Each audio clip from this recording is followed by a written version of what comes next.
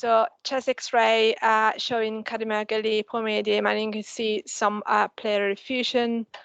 ECG, as explained before, showing SVT with low voltages, ST elevation, ST depression, Q waves in in lateral leads.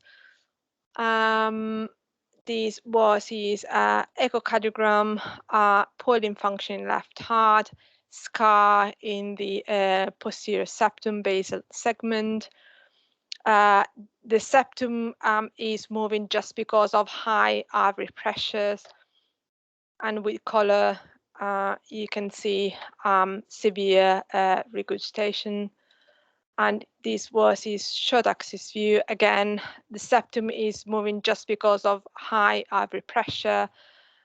Epiglottis is not moving. The papillary muscles are quite bright. In PICU, the baby then was intubated and ventilated due to a worsening respiratory distress. He was tachycardic and had metabolic acidosis. He was started on mininon adrenaline, noradrenaline, happening because of the poor function and furosemide infusion. His SVT was treated with adenosine, but because adenosine was not cardiovert, him was starting on amiodarone, and he was cardioverted in sinus rhythm 12 hours later. So looking at the echocardiogram, I'm just going back to the echocardiogram. You have poor functioning, a dilated heart, and you have an SVT. You could think possibly is tachycardia related DCM, but things that make me suspicious of something else going on is a brightness in the septum and the fever. Cardiomyopathy screen was performed. Things to notice, peak BNP was really high, peak troponin was really high, normal values, upper limit is 40, was 13,000. Viral PCR was performed and he was enterovirus positive.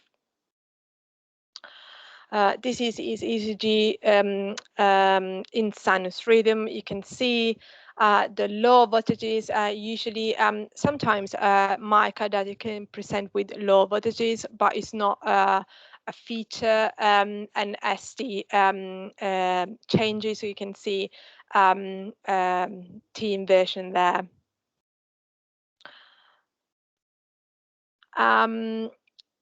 The patient was discussed with the transplant team, and it was decided that an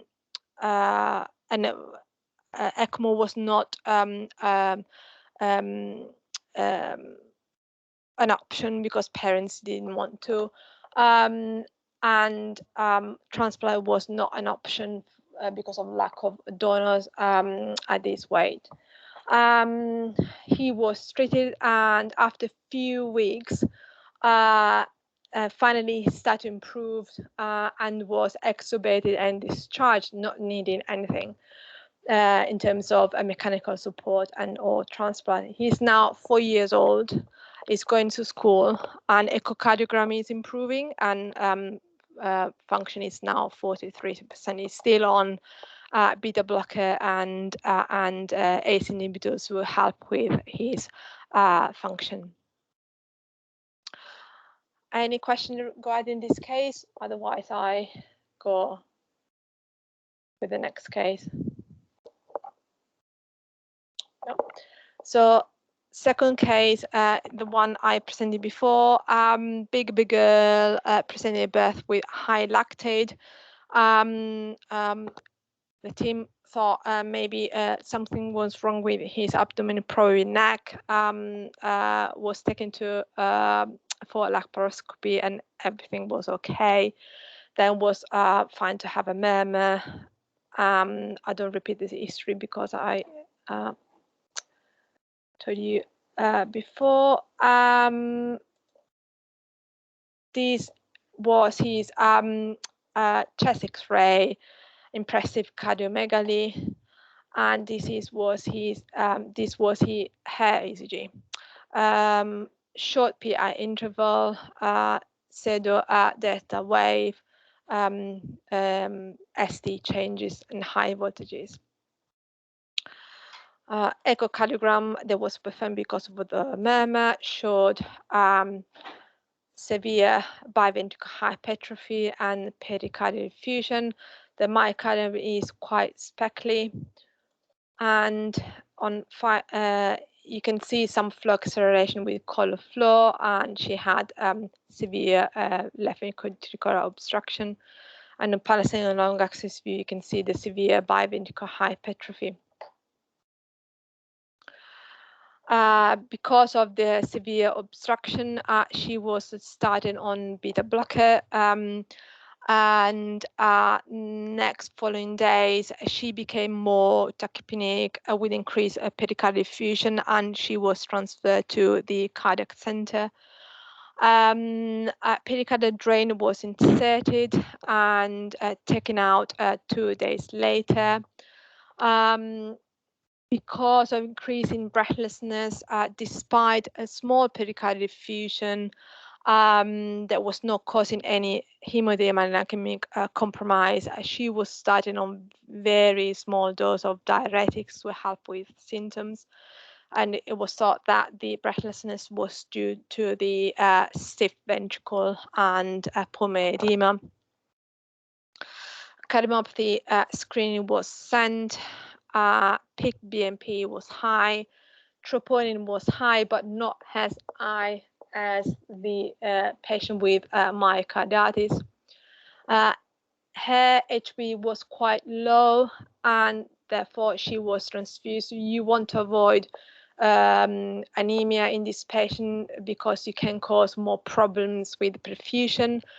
And this was her ECG when the hemoglobin was 9. You can see more ST changes, ST depression, and a T inversion. Then she developed neck and underwent colostomy and reversal uneventfully. Because we couldn't find any explanation on cardiomyopathy screening, she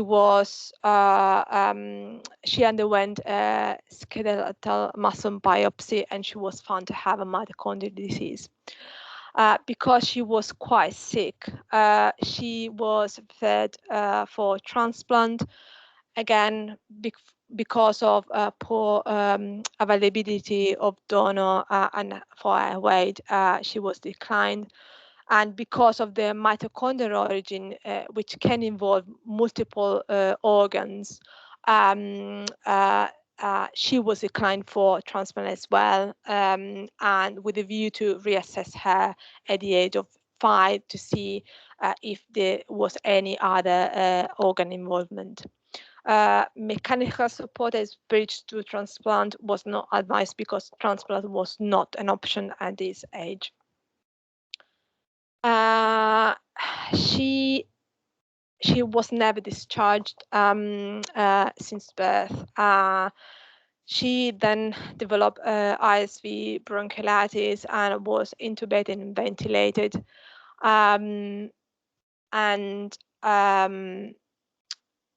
She developed left lung whiteout due to bronchial compression due to severe left atrial dilatation. During retaping, she became bradycardic and asystolic, requiring CPR and runs of adrenaline. She was successfully resuscitated. Discussion was there was a lot of discussion with parents, and because of the poor prognosis, they decided to withdraw care. She was really sick. we couldn't extubate her. And unfortunately, she passed away at the age of 6 months. Just a quick slides on ECG, as I showed on the previous presentation. Sometimes ECG can give you a clue of what the possible diagnosis is. In this case, we had a short PI interval with was suspicion of mitochondrial disorder. Again, for neonatal patient, for example, you can have extreme superior axis deviation. And extreme voltages in Pompe's. This is an ECG of a Pompe's patient, high voltages and T inversion. Okay, next case. Grazie. We probably, if it's okay, we might just leave it with the two, because there's a question from the chat about interpreting BMP levels, and I wondered whether anybody else might have any questions as well, just if we've got time for that. Is that okay? Yeah. Sorry about that. BMP levels in pediatrics and neonates, I do them occasionally for babies I'm worried about with high pulmonary pressures, but interpretation of them, is it the reference levels? We use BMP as a prognostic factor, and we use BMP to see how the patient responds to treatment. So if the patient is responding to treatment, your BMP should come down. So it's a trend rather than absolute values, is it? Yes. And it can be used in dilated cardiomyopathy and